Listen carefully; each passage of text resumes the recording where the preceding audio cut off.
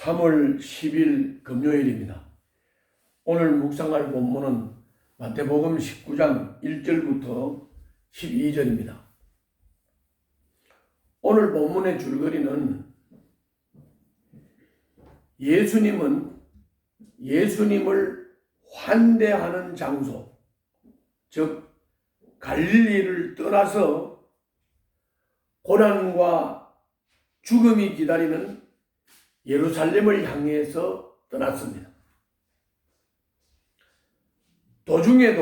예루살렘으로 올라가는 도중에도 종교 지도자들의 많은 도전이 계속되고 있습니다.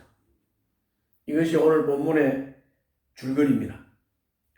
자, 이 줄거리를 따라서 오늘 본문을 상세하게 설명을 하겠습니다. 예수님이 갈릴리에서 정치, 종교의 중심지인 예루살렘을 향해 올라가십니다. 바리새파 사람들도 지속적으로 예수님을 시험하면서 회방을 놓습니다. 이번에는 이유가 있으면 남편이 아내를 버려도 되는지 1절부터 3절에 보면 예수님에게 물었습니다. 예수님은 사람을 창조하신 분의 뜻을 들어 남자와 여자가 한 몸을 이룬 결혼관계를 갈라놓을 수 없다고 4절부터 6절에서 대답하셨습니다. 예수님의 대답을 들은 바리새파 사람들은 이혼증서를 써주고 아내를 버리라는 모세의 가르침과 다르다고 예수님의 대답을 문제 삼았습니다. 예수님은 모세의 가르침이 완악한 마음 때문에 허락한 것이지 본래 하나님의 뜻이 아니라고 대답을 하셨습니다. 그리고 다시 단호히 말씀합니다. 음행 외에 아내를 버리고 다른 여자에게 장가 드는 것을 간음이라고 7절부터 9절에서 분명하게 말씀하셨습니다. 우리에게는 지당하지만 그때 당시의 사람들에게는 예수님의 이 말씀이 파격적인 말씀이었습니다.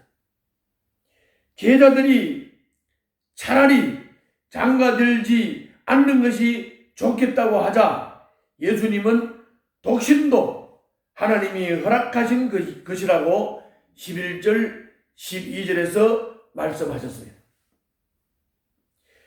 제자들이 차라리 장가들지 않는 것이 좋겠다 이렇게 말을 한 것으로 봐서 그 당시의 남자들의 사고방식, 그것은 그저 자기가 필요한 여자를 만나서 또 아내를 삼고 살다가 또 마음에 안 들거나 뭐가 문제가 생기면 또 그 여자를 버리고 또 다른 여자를 취하고 하는 이런 아주 만성적 사고방식을 가지고 있었다는 것을 알 수가 있습니다. 그래서 여자를 노예처럼 취급했다는 것을 우리가 짐작할 수가 있습니다. 그렇게 여자를 마음대로 못할 바에는 장가들지 않는 것이 좋겠다고 하는 이 제자들의 말 끝에 예수님은 독신도 하나님이 허락하신 것이라고, 아무나 하는 게 아니라고, 독신은 하나님의 뜻이 아니라고, 하나님이 허락한 사람만 독신이 될 수 있는 것이라고 말씀을 분명하게 하셨던 것입니다. 이것이 오늘 본문의 내용입니다. 자, 그러면 오늘 본문을 통해서 오늘 본문에 계시되고 있는 하나님은 어떤 분이신가? 거기 11절 12절을 보면 이혼처럼 독신도 창조하신 하나님의 본래 뜻이 아니다. 독신은 하나님의 뜻이 아니다. 그러나 독신을 허용하시고 특히 천국을 위해 독신을 택한 사람의 선택을 귀하게 여기신다고 주님은 말씀하셨습니다. 그렇기 때문에 본래의 뜻만 고집을 하면서 허락하신 뜻을 무시하지 말아야 합니다. 지금 우리에게 그 일을 허락하신 이유가 무엇인지 깊이 생각해 보아야 합니다. 이렇게 정리가 되어야 되죠. 하나님께서 말씀하시는 본래의 뜻을 확실히 알아야 되고 본래의 뜻이 그럼에도 불구하고 하나님은 허락하셔서 본래의 뜻과 다르게 허락하실 수도 있다고 하는 것입니다. 그러므로 우리는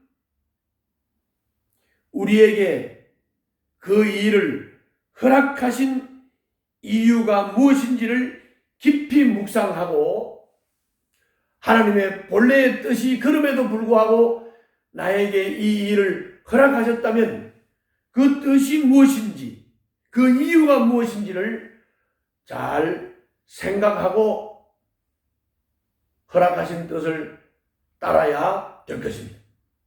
다음은 오늘 본문을 통해서 우리가 받을 수 있는 교훈입니다. 3절과 7절부터 10절을 보면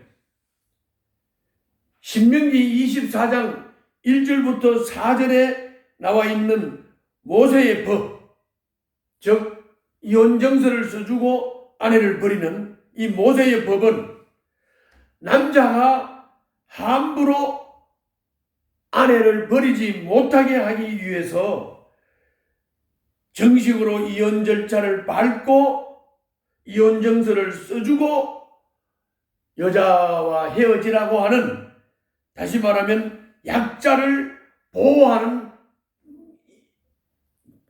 뜻에서 이혼정서를 써주고 아내와 헤어지라고 하신 말씀입니다.